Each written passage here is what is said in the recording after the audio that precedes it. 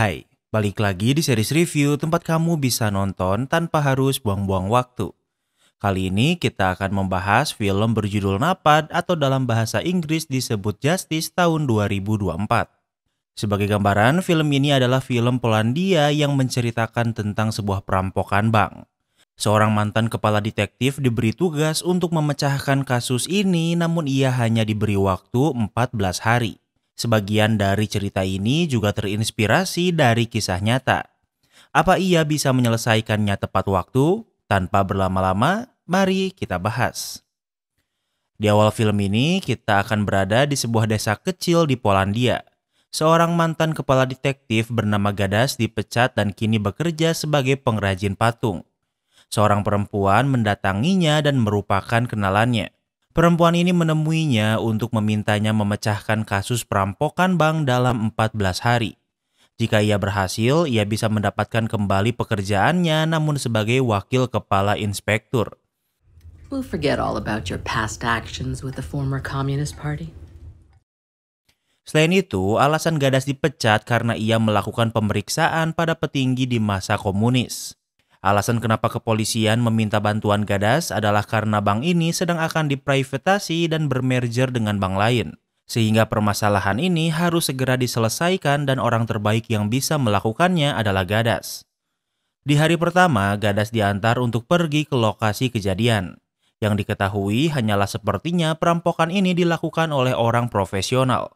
Mereka mengambil uang tanpa menyentuh kotak deposit. Uang yang dicuri tidak banyak, hanya 100.000 zlotis. Film ini berlatar waktu di tahun 1995 dan jika dikonversi ke rupiah di tahun 2024, 100.000 zlotis setara dengan 1,5 miliar rupiah. Selain itu, 3 resepsionis dibunuh.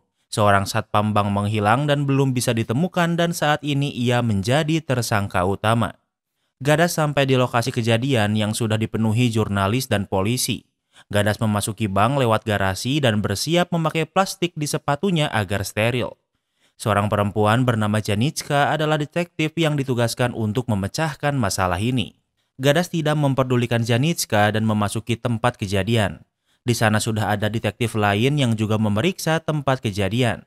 Di sana mereka melihat 3 customer service yang dibunuh saat perampokan terjadi. They did all this for $100 grand? Unreal. Gadas pikir pembunuhan ini berlebihan karena perampok ini hanya mencuri 100.000 zlotis. Janicka memberitahu seharusnya bank memiliki lebih banyak uang yaitu 1,5 juta zlotis atau setara 23 miliar rupiah di tahun 2024. Namun rencananya berubah karena kantor lotre membawa uang itu lebih cepat sehingga hanya tersisa 100.000 zlotis saat perampokan terjadi. Sepertinya perampok ini tahu tentang uang itu sehingga Janicka pikir kalau ini adalah ulah orang dalam. Tell the old man that I'll handle it. It's a simple case. Detektif lain berpikir ini adalah kasus mudah karena pelaku perampokan ini adalah satpam bank yang menghilang. Gadas memeriksa loker satpam yang menghilang itu dan menemukan sebuah kunci mobil. Di parkiran, ia menemukan mobil milik satpam bank yang hilang. Gadas pikir kalau satpam bank yang hilang ini bukan pelakunya. Pertama, kenapa ia meninggalkan mobilnya di parkiran? Satpam ini juga akan pensiun dalam setahun sehingga tidak masuk akal untuk merampoknya sekarang. Ditambah, Gadas pikir kalau perampokan ini dilakukan oleh lebih dari 1 orang. Janicka memberitahu kalau ia sudah mengirim polisi ke rumah satpam ini namun ia tidak pernah pulang dari shiftnya. Dari depan mobil, Gadas menyadari ada noda darah yang berasal dari atas. Ia memegang lubang ventilasi dan melihat noda darah.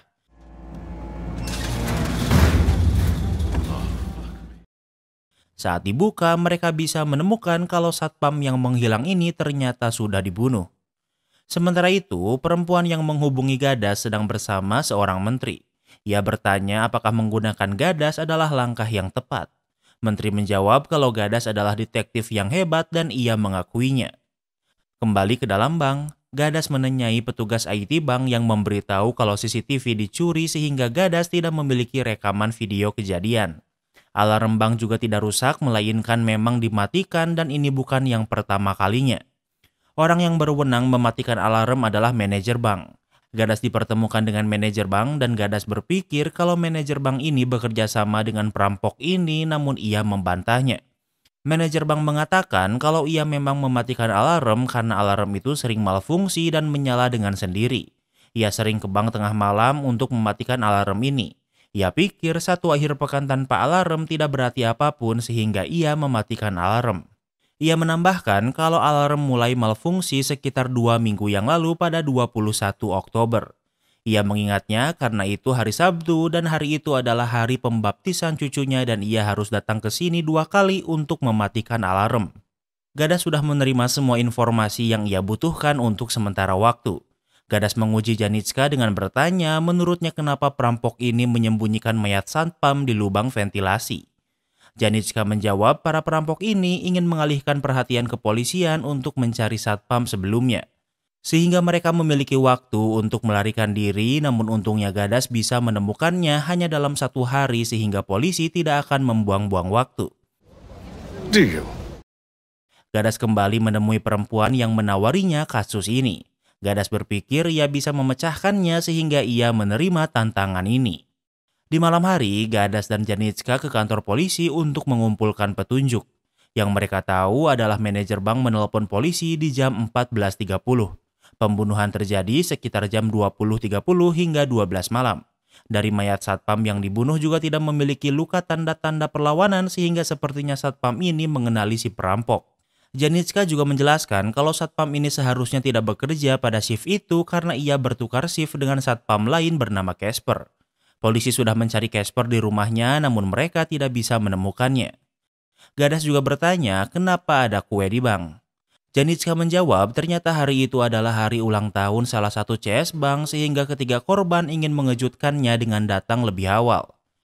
Di hari kedua, Janitska dan polisi memberitahu keluarga korban dan juga beberapa karyawan bank untuk dimintai keterangan. Gadas pergi ke sebuah apartemen untuk menemui pria bernama Casper yang merupakan satpam bank yang berganti shift dengan korban. Mereka pergi ke kantor polisi untuk melakukan interogasi. Gadas bertanya kenapa Casper dan korban bertukar shift di hari kejadian. Casper menjawab kalau hari itu ia pergi ke upacara pengambilan sumpah temannya. Ia pergi ke sana di sekitar jam 10.25. We? Yeah, me and 2 friends. Write their names down for me. Casper menambahkan kalau ia pergi ke upacara itu bersama kedua temannya dan ia bisa membuktikannya kalau ia memang ada di sana di hari itu. Gadas ingin Casper memberitahu siapa kedua temannya itu. Kemudian Gadas dan Janitska pergi ke sebuah toko kaset milik pria bernama Bartek yang merupakan teman Casper. What time did you leave? About 20-25 minutes past 10. Gadas menanyainya tentang upacara pengambilan sumpah dan Bartek mengakui ia memang pergi bersama Casper ke sana di hari itu. Ia juga memberitahu kalau ia pergi ke sana di jam 10.25. Bartek menjelaskan kalau ia, Casper, dan satu lagi temannya berlatih di pusat pelatihan satpam bersama namun Bartek tidak menjadi satpam. Ia memilih membeli sebuah toko kaset dan memberitahu kalau ia meminjam uang dari ibunya untuk memulai bisnis ini. Kemudian mereka pergi ke sebuah peternakan di pedesaan. Mereka ke sini untuk menemui satu lagi teman Casper yang bernama Marek. Saat ini Marek bekerja sebagai satpam di sebuah bank namun bank ini berbeda dengan bank Casper bekerja. Di waktu luangnya, ia berburu rusa yang nantinya dagingnya ia jual. Sama seperti Casper dan Bartek, Marek memberitahu di hari perampokan ia pergi ke upacara pengambilan sumpah temannya dan berangkat di jam 10.25. Marek bersedia memberikan senapannya pada Gadas untuk diperiksa. Setelah pergi, Janitska berpikir sebaiknya mereka membungkus senapan ini. Gadas menjawab kalau senapan ini bersih karena Marek memberikannya dengan sukarela. Why'd you take the guns? I just wanted to keep him on his toes, that's all. Janitska bingung jika Gadas tahu senapan ini bukan senjata yang digunakan perampok, kenapa ia repot-repot membawanya. Gadas menjawab kalau ia ingin memberi sedikit tekanan agar Marek tidak merasa terlalu aman. Gadas kembali menguji Janitska dengan bertanya bagaimana menurutnya tentang Marek. Janitska menjawab kalau Marek bisa menembak, tidak takut darah, ia juga butuh uang. Namun baginya, Marek, Bartek, dan Casper memiliki alibi yang kuat. Banyak orang yang bersaksi kalau mereka memang datang ke upacara pengambilan sumpah teman mereka di hari perampokan terjadi. They all agree on what time they left, down to the very last minute. Gadas berpikir kalau mereka masih tersangka utamanya karena mereka mengatakan hal yang sama, yaitu mereka pergi ke upacara itu di jam 10.25. Menurut Gadas, angka ini terlalu spesifik seolah mereka sudah berjanjian untuk mengatakannya. Gadas dan Janitska makan di restoran namun masih membahas kasus ini. Gadas mengingat manajer bank berkata kalau alarm mulai malfungsi 2 minggu lalu di tanggal 21 Oktober. Dan saat diperiksa, satpam yang berjaga di hari itu adalah Casper. Di hari ketiga, kita akan berada di pasar. Casper memiliki kios pakaian dan ia ingin membeli stand yang lebih baik, namun karena ia tidak memiliki uang, stand itu dijual pada orang lain. Di saat yang sama, Gadas yang masih mencurigai Casper menemuinya. Was he one to break the rules at the bank? Gadas bertanya menurut Casper apakah satpam yang dibunuh adalah orang yang suka melanggar peraturan. Casper menjawab kalau ia adalah pria yang baik. Gadas memberitahu ada yang mematikan alarm dan karena itulah alarm tidak berbunyi saat perampokan terjadi. Casper tidak ingin beropini apa-apa dan berpikir itu aneh. Setelah Gadas pergi, Casper pergi ke tempat Marek. Di sana ia melihat Marek sedang bertengkar dengan Bartek dan Casper memisahkan mereka. Ternyata Casper, Bartek, dan Marek memang pelaku perampokan bank. Bartek ingin menggunakan uang untuk kebutuhan bisnisnya, namun Marek melarangnya karena uang yang mereka curi adalah uang baru yang berseri. Jika uang itu digunakan sekarang, kepolisian bisa menemukan mereka. Namun selain zlotis, uang yang mereka curi juga ada beberapa dalam bentuk dolar Amerika. Marek memiliki koneksi di mana mereka bisa menukarkan dolar ini dengan zlotis agar bisa digunakan secepatnya. Mereka berbicara kalau Gadas menemui mereka. Casper khawatir pada Bartek karena di antara mereka bertiga, Bartek adalah pria dengan mental terlemah. Casper ingin memastikan kalau Bartek tidak boleh menyerahkan diri pada Gadas. Keesokan harinya di hari keempat, saat ini Gadas dan Janitska sedang berada di sebuah klinik psikologi dan melihat Casper memasukinya. Mereka mengawasi barangkali ada yang mencurigakan karena semua pegawai bank diwajibkan untuk melakukan konseling. Pada psikolog, Casper menjelaskan kalau ia adalah seorang anak yatim piatu dan satu-satunya keluarganya yang tersisa adalah adiknya. Flashback ke sebulan yang lalu. Casper pergi ke sebuah panti asuhan untuk mencari adiknya. Namun adik Casper sudah tidak ada karena sudah ada yang mengadopsinya. Casper menemui kepala panti asuhan karena Casper ingin membawa adiknya keluar panti asuhan namun ia ditolak. Casper sudah mengulur-ulur waktu karena Casper memiliki masalah finansial. Karena itulah selain bekerja sebagai satpam bank, Casper juga berjualan pakaian. Semua ini ia lakukan agar ia bisa membawa adiknya keluar dari panti asuhan, namun semua itu sudah terlambat. Di malam hari, Casper pergi ke rumah orang yang mengadopsi adik Casper. This is her chance for a new life. You want to take that away from her? Ayah angkatnya berpikir sebaiknya Casper pergi apalagi adik Casper tidak ingin menemuinya. Casper mengerti dan menitipkan sebuah puzzle untuk adiknya. Ini adalah alasan Casper merampok bank karena ia membutuhkan uang agar bisa membuat adiknya hidup lagi dengannya. Setelah Casper pergi dari klinik, Gadas memasuki klinik. Psikolog ini dikenali Gadas namun bukan sebagai temannya. Gadas mengancamnya untuk memberitahu apa yang Casper katakan dan semua yang ia tahu tentang Casper. Di malam hari, ia meminta kepolisian untuk menyadap rumah Casper karena ia bisa mencium kalau Casper berhubungan dengan perampokan ini. Yang perlu ia lakukan hanyalah membuktikannya. Saat Gadas akan pergi, ia melihat Janitska sedang bersama seorang perempuan yang menawarinya pekerjaan ini. Perempuan ini meminta Janitska untuk memberitahu semua gerak-gerik Gadas padanya. Keesokan harinya, di hari kelima, trio Casper, Bartek, dan Marek pergi ke sebuah peternakan kuda untuk menukarkan uang dolar mereka dengan zlotis. Hanya salah satu orang yang bisa bertemu dengan pemimpin geng dan orang itu adalah Casper. Namun setelah ditukar, uang yang Casper terima tidak sesuai dengan seharusnya yang ia terima. Tentu Casper tidak menerimanya, namun ketua geng ini tahu kalau Casper juga membohonginya karena tidak memberinya 13.000 US dollar. Anggota geng lain juga mencuri sisa uang dolar yang disembunyikan Casper di mobilnya. Casper dipukuli, semua uang dolarnya diambil, dan Casper hanya menerima sebagian uang zlotis yang bisa mereka pakai. Keesokan harinya, di hari ke-6, Gadas sudah memasang alat penyadap di rumah Casper dan bisa menguping. Casper tinggal bersama kekasihnya, namun hubungan mereka sangat buruk karena masalah finansial dan sering berdebat. Namun walau begitu, mereka tahu kalau mereka saling menyayangi. Keesokan harinya, di hari ke-7, Gadas mendatangi kekasih Casper di kampus. Gadas bertanya tentang Walkman yang dipakainya dan kekasih Casper menjawab kalau Walkman ini adalah hadiah dari Casper. Gadas mengarahkan kepolisian untuk menggeledah rumah kekasih Casper untuk mencari barang bukti. Waktu berlalu, Casper pulang ke rumah dan melihat kekasihnya sudah membereskan barang-barangnya. Kekasih Casper marah dan merasa malu karena kepolisian menggeledah rumah orang tuanya seolah ia pencuri. They were searching the entire farm, looking for cash from the robbery. How many times do I have to tell you I didn't do it? Casper berkata kalau ia bukan perampok bank itu, yang artinya kekasih Casper tidak tahu kebenarannya. Namun dengan kejadian sebelumnya, hubungan mereka pun berakhir. Karena menguping, Janitska dan Gadas tahu tentang hubungan Casper yang hancur. Janitska bingung kenapa Gadas memerintah penggeledahan rumah orang tua kekasih Casper karena hubungan Casper dengannya buruk. Casper tidak pernah ke rumah orang tua kekasihnya dan di sana mereka juga tidak menemukan apapun. Gadas menjawab kalau yang mereka lakukan hanyalah menggoyang-goyangkan pohon dan menunggu apakah akan ada yang jatuh. Keesokan harinya, di hari ke-8, Gadas pergi ke sebuah desa rumah lama Casper. Salah satu tetangganya menjelaskan setelah ibu Casper meninggal, Casper dan adiknya dibawa ke panti asuhan. Selain itu, Casper juga dikenal sebagai anak yang pintar. Kemudian Gadas pergi ke pemakaman umum, namun Gadas tidak bisa menemukan makam ibu Casper. Ia menemui penjaga pemakaman untuk bertanya. Ia menjelaskan kalau ibu Casper meminjam uang dari bank untuk menghidupi Casper dan adiknya. Saat tidak bisa membayar, ia sering diganggu dan pada akhirnya memilih bunuh diri. Karena meninggal karena bunuh diri, membuat makam ibu Casper tidak diizinkan dikubur di dalam pemakaman dan dikubur di luar pagar. Di malam hari, Gadas pergi ke panti asuhan tempat Casper dan adiknya dirawat. Pemimpin panti asuhan menjelaskan saat Casper berusia 18 tahun, ia keluar dari panti asuhan.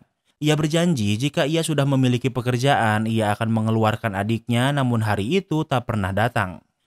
Keesokan harinya, di hari ke-9, Marek ke kantor polisi untuk membawa senapannya yang dibawa Gadas sebelumnya.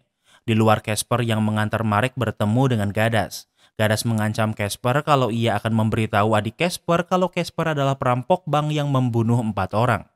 Dengan begitu, adiknya tidak akan mau lagi menemui Casper. And this isn't goodbye. This is see you later. Casper tidak menganggap enteng ancaman ini. Ia menemui ketua geng sebelumnya dan meminta bantuannya untuk membunuh Gadas. Ketua geng setuju, namun ia hanya akan menjebak Gadas, namun yang membunuhnya harus Casper. But you'll pull the trigger yourself. Got it? Di malam hari, Casper pergi ke sebuah bangunan yang terbengkalai. Di sana, ia bisa melihat Gadas yang diikat. Dengan begitu, Gadas yakin kalau Casper memang perampok bank dan ia hanya perlu mencari bukti. It was only supposed to be a simple robbery. Gadas bertanya kenapa Casper harus membunuh 3 CS perempuan sebelumnya. Casper menjelaskan kalau seharusnya perampokan ini mudah dan sederhana. Di hari perampokan, Casper datang dengan berkata kalau ketinggalan barangnya. Hari ini hanya ada satu satpam dan orang yang membunuhnya adalah Casper. Casper membuang kaset rekaman CCTV kemudian membuka brankas bank. Namun seperti yang kita tahu kalau di sana hanya ada sedikit uang karena uang milik perusahaan lotre sudah diambil. Tanpa Casper ketahui, ternyata hari ini adalah hari salah satu CS ulang tahun dan 3 rekannya ingin mengwujudkannya dengan datang lebih awal. Dengan menggunakan topeng, mereka mencuri apa yang bisa mereka curi. Casper! Namun tanpa sengaja, Bartek malah menyebut nama Casper. Tentu ketiga CS ini mengenali Casper dan karena itulah Casper terpaksa harus membunuh ketiga perempuan ini. Kembali ke masa sekarang. Casper ingin menembak Gadas namun pistol yang ia pegang ternyata tidak berpeluru. Ini adalah jebakan karena Gadas tidak terikat dan bisa memukul Casper. Ternyata Gadas dan ketua geng yang dimintai Casper bantuan adalah teman lama. Namun Casper tidak takut karena Gadas tidak memiliki bukti apapun untuk membuktikan kalau ia memang perampoknya. Gadas menjawab kalau ia hanya perlu waktu dan meninggalkan Casper begitu saja. Keesokan harinya di hari ke-10, kepolisian menerima sebuah fax yang menunjukkan kalau di hari perampokan, Casper, Bartek, dan Marek ditilang karena mengebut. Setelah dianalisa, jalur yang mereka gunakan memutar. Gadas menyadari kalau Casper ngebut karena ia ingin pergi ke upacara pengambilan sumpah teman mereka untuk menjadikannya alibi. Gadas dan Janitska pergi ke markas tentara karena teman Casper yang didatangi adalah seorang tentara. Mereka menemui teman Casper yang kini menjadi tentara. Ia menjelaskan kalau di upacara itu Casper, Marek, dan Bartek menemuinya. Mereka datang dengan membawa vodka dan mereka minum-minum selama 2 hari. Keesokan harinya ia melakukan barbeque. Banyak sampah yang harus dibakar sehingga sekalian saja melakukan pesta barbeque. Dari drum yang digunakan untuk membakar sampah, Gadas dan Janicka bisa menemukan rekaman CCTV bank yang dibakar. Keesokan harinya di hari ke-11, Bartek menemani ibunya ke bank yang ia rampok. Tempat ini memberi Bartek tekanan mental dan membuatnya gelisah. Waktu berlalu, Gadas diberitahu kalau Bartek dibawa ke rumah sakit karena panik attack saat berada di bank. Hal ini membuat Gadas sadar kalau Bartek adalah weakest link yang bisa ia eksploitasi. Kemudian Gadas menyuruh seorang anak kecil untuk memberi Bartek sebuah amplop. Amplop ini berisi foto korban yang dibunuh saat perampokan bank. Hal ini Gadas lakukan untuk menyerang mental Bartek untuk menyerahkan diri. Setelah itu, yang dilakukan Gadas dan Janicka adalah menunggu di dekat rumah Bartek dan mereka sudah menaruh alat penyadap di kamar Bartek. Marek dan Casper mengunjungi Bartek karena khawatir. Bartek menjelaskan kalau ia terus memimpikan orang yang mereka bunuh dan membuatnya merasa sangat bersalah. I keep seeing her torn ear. Shut up! Keesokan harinya, di hari ke-12, Janicka meminjam kaset salah satu korban dan mengirimkannya pada Bartek untuk menyerang mentalnya lagi. Bartek menyerah dan menelpon Casper kalau ia tidak bisa terus hidup seperti ini. What are you talking about? I have to confess. Bartek ingin menyerahkan diri, namun tentunya Casper melarangnya. Di tempat lain, Gadas juga ditelepon Bartek kalau ia ingin bersaksi dan akan bertemu di kantor polisi. Sementara itu, Casper sudah sampai di rumah Bartek, namun ia sudah pergi menggunakan bis. Saat Bartek turun dari bis, Casper sudah menunggunya. Casper memeluk Bartek dan membawanya ke tempat lain. Bartek sangat menderita, namun Casper tidak ingin Bartek menyerah. Namun Casper tahu kalau Bartek adalah titik lemah di kasus ini. Sehingga Casper menyerang dan membunuh Bartek dengan cara menyekiknya. Bartek digantung agar terlihat seolah ia bunuh diri. Gadas dan Janicka sudah melihat kondisi Bartek. Gadas berpikir kalau ini adalah ulah Casper. Karena tidak masuk akal jika Bartek berniat untuk menyerahkan diri namun tiba-tiba ke tempat lain untuk bunuh diri. Keesokan harinya di hari ke-13, Marek pulang berburu dan Casper sudah ada di sana. Marek sudah mendengar tentang Bartek dan tahu kalau yang membunuh Bartek adalah Casper. Casper menjawab kalau ia harus melakukan itu atau mereka bertiga akan dipenjara.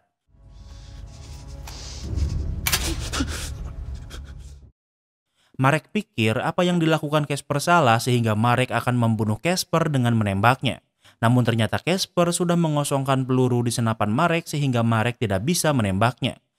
Namun Casper yang memegang pisau bisa membunuh Marek dengan menusuknya. Setelah membunuh Marek, Casper ke kantor polisi dan berkata kalau ia membunuh Marek karena Marek mencoba membunuhnya. Kepolisian memeriksa tempat Marek dan di sana mereka menemukan mayat Marek dan juga uang curian bank yang disimpan di sarung samsak. Di tempat lain, Casper sedang diinterogasi perempuan yang menawarkan Gadas kasus ini. Casper menjelaskan kalau perampokan ini adalah ide Marek dan Bartek. Namun Casper berkata kalau ia tidak ikut merampok dengan mereka. Sebagai pengingat, Gadas masih belum menemukan senjata yang digunakan Casper membunuh sehingga ia tidak memiliki bukti kalau Casper memang merampok.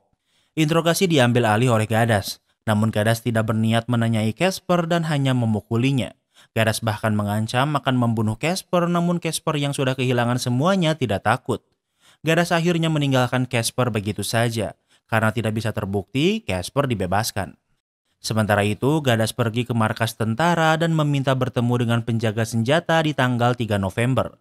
Tentara penjaga menangis dan menjelaskan kalau ia kehilangan senjatanya. Namun senjata itu sudah kembali saat upacara pengambilan sumpah. Ia menemukannya di semak-semak dan senjata itu kehilangan beberapa peluru. Gadas meminta senjata itu untuk dijadikan barang bukti.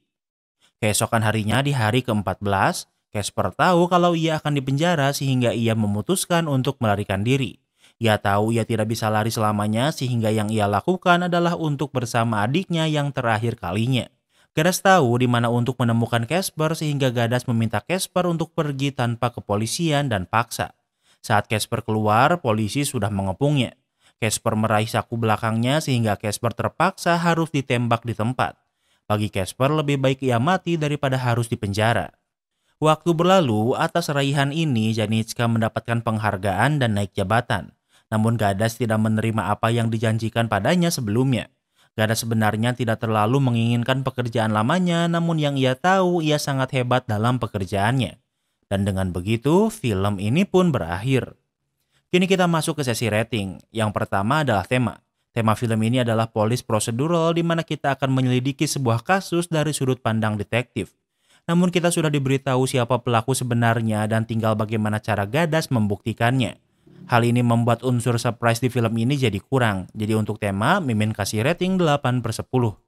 Yang kedua adalah pace. Karena bertema procedural, tak banyak filler di film ini karena semuanya dibuat sebagai pertimbangan dalam progres kasus. Tapi tentunya masih ada beberapa filler yang bisa di-skip. Jadi untuk pace, Mimin kasih rating 8/10. Yang ketiga adalah plot twist. Di film seperti ini, biasanya pelaku kejahatannya akan di-reveal di akhir film. Tapi karena di pertengahan film sudah diberitahu, membuat film ini menurut Mimin tidak memiliki plot twist berarti. Jadi untuk plot twist, Mimin kasih rating 3/10. Yang keempat adalah ending. Ending di film ini bisa dibilang happy ending. Walau semua pelaku perampokan meninggal, namun mereka ini adalah bad guy. Cash close, jadi untuk ending, Mimin kasih rating 9/10. Yang kelima adalah entertainment value. Mimin lumayan suka karena film ini berasal dari Polandia yang jarang kita temui. Tapi filmnya lumayan generik dan gak terlalu banyak hal baru yang bisa digali. Jadi untuk entertainment value, Mimin kasih rating 8/10. Jadi overall rating Justice 2024 adalah 7,2. Apa kalian setuju dengan rating Mimin? Jangan lupa like video ini kalau kamu suka dengan video ini dan jangan lupa juga cek video kita lainnya. Terima kasih sudah menonton dan sampai bertemu lagi di film berikutnya.